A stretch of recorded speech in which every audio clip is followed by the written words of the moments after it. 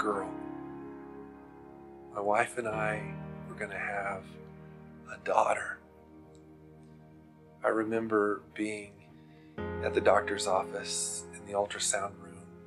If you've ever been in that room, it's dark so the tech can see the screen well, and it's always super quiet. And she told us for the first time, you're going to have a girl. And my wife just was crying a little bit, and I was excited to have a daughter. Now we have 3 boys, 10, 6, and 5. They're amazing.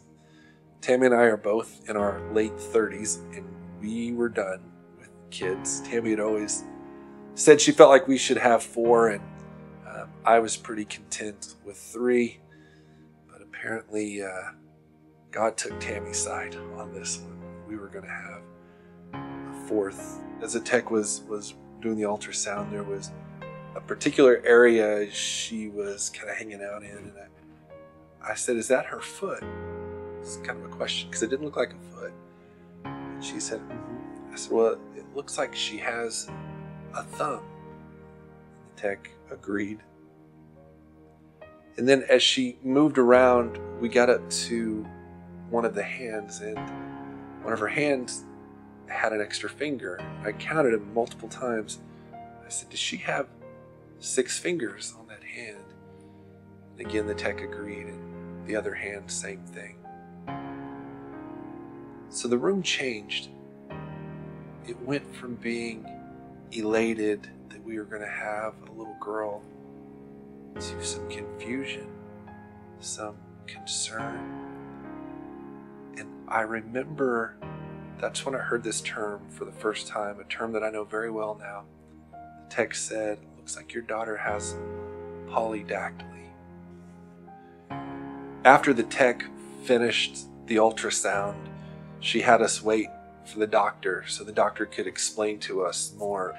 I mean, as soon as we got alone, we both pulled out our phones, and I didn't even know how to spell polydactyly, but I figured it out quickly, and I'm Googling around as fast as I can, trying to find out everything possible. And I discovered right away that there are a number of things that can cause it, and some of them are super severe. They're so severe, in fact, that your child won't live more than a day or 2 once they're born.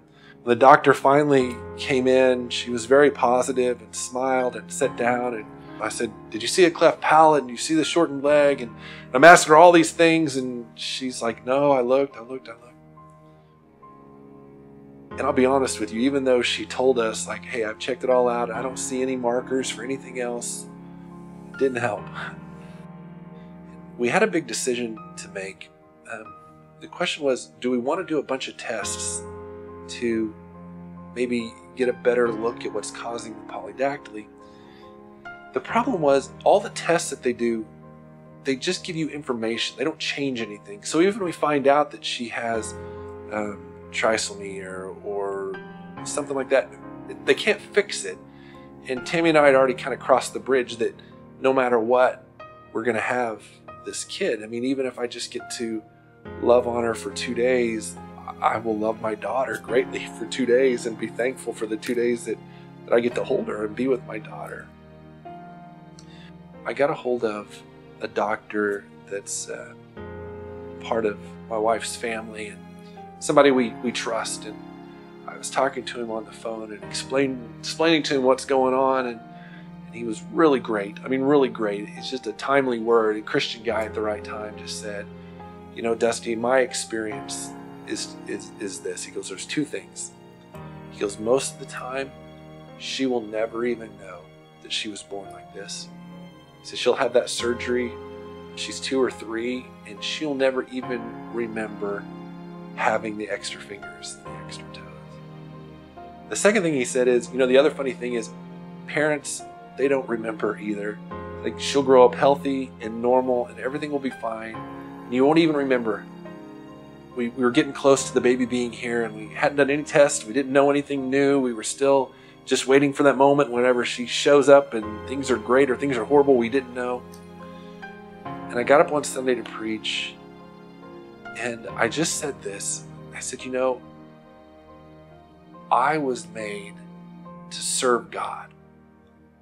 not the other way around.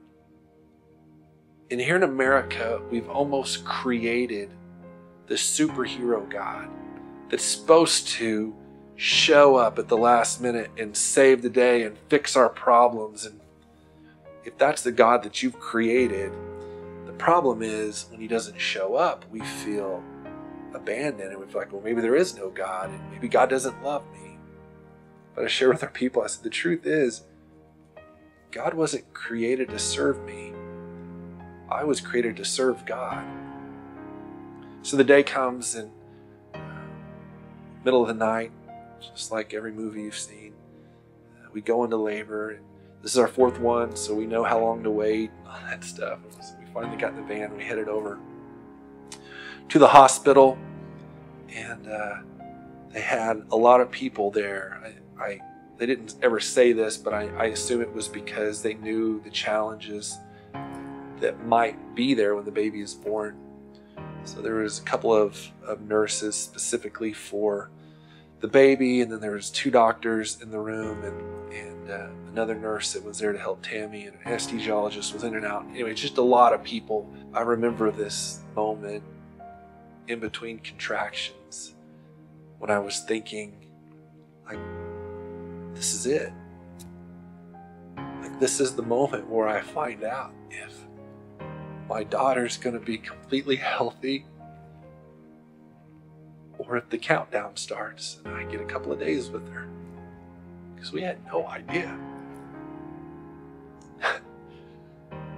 And when she first came out, she was face down. And I couldn't see her. Because if I could see her, I could tell so much. So another couple of pushes and etc. And finally she was out.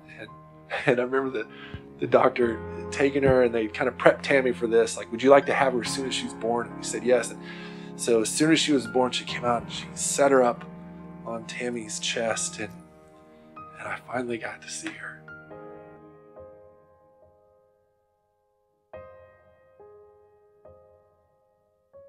And her face was right, her lips were right, and her legs were the right length, which normally wouldn't be a big deal, but in this case, her thigh bone was so important to me that I could see her thigh bone and know that it was the right length. And everything looked healthy. And they took her and they weighed her, and she weighed 10.5 pounds. And the nurses kind of one by one began to clean her up and then kind of leave the room. And I remember kneeling down on the floor there next to the bed, and I think somebody else had my daughter, and I just kind of took Tammy's hand, and I was just crying. I was just so relieved and excited. And I mean it when I say if my daughter had special needs or whatever, I would probably be just as thankful, because God is such a good God. But in this moment, as I was praying and just seeking him, I remember this feeling like, you know, God is still on his throne, and I'm still here to serve him. But on this day and at this time, I felt like my king, my king had come down, taken care of one of his sons.